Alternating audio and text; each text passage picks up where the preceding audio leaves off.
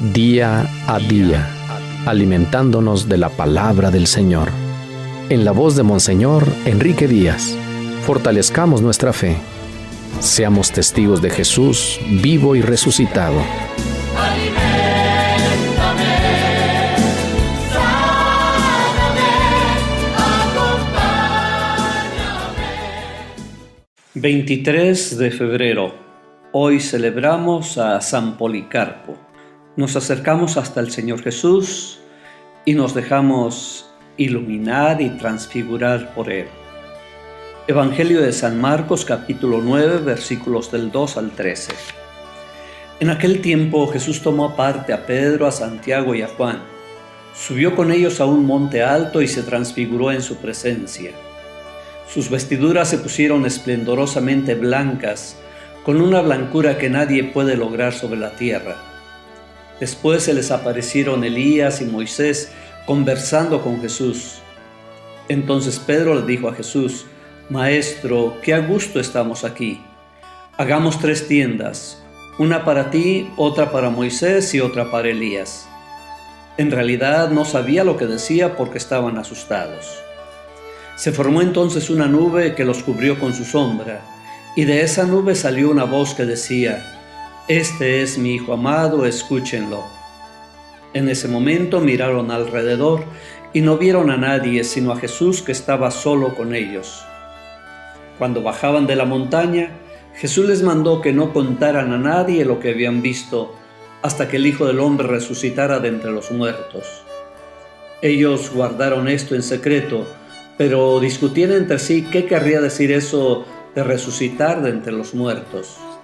Le preguntaron a Jesús: ¿por qué dicen los escribas que primero tiene que venir Elías? Él les contestó: si fuera cierto que Elías tiene que venir primero y tiene que poner todo en orden, entonces, ¿cómo es que está escrito que el Hijo del Hombre tiene que padecer mucho y ser despreciado? Por lo demás, yo les aseguro que Elías ha venido ya, y lo trataron a su antojo como estaba escrito de él. Palabra del Señor.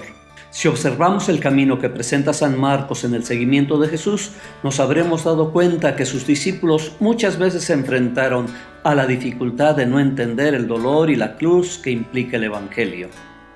Cuando por fin se llega al culmen de la confesión de Jesús como Mesías, el discípulo, en persona de Pedro, recibe un fuerte desengaño porque todavía está lejos de comprender el corazón de Jesús.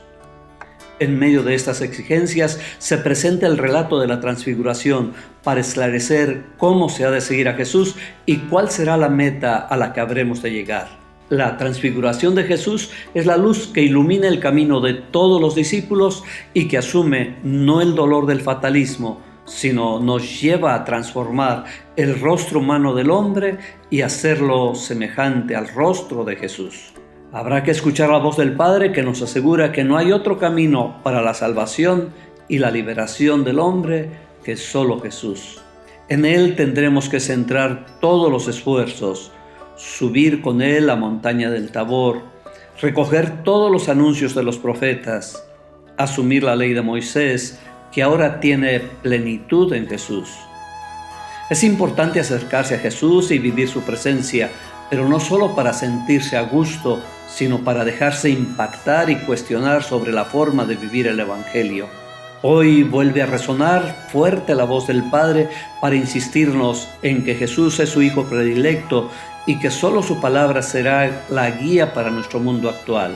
Cuando contemplamos los rostros actuales, doloridos, indiferentes o ansiosos y angustiados, tendremos que recordar que el ideal del discípulo es transformarse el rostro de Jesús y en mirar en cada hermano ese rostro de Jesús.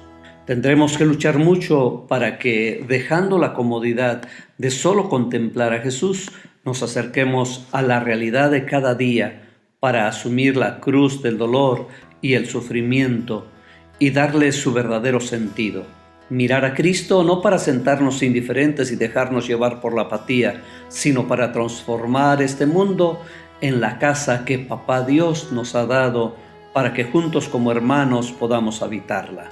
El Señor te bendiga en nombre del Padre, del Hijo y del Espíritu Santo.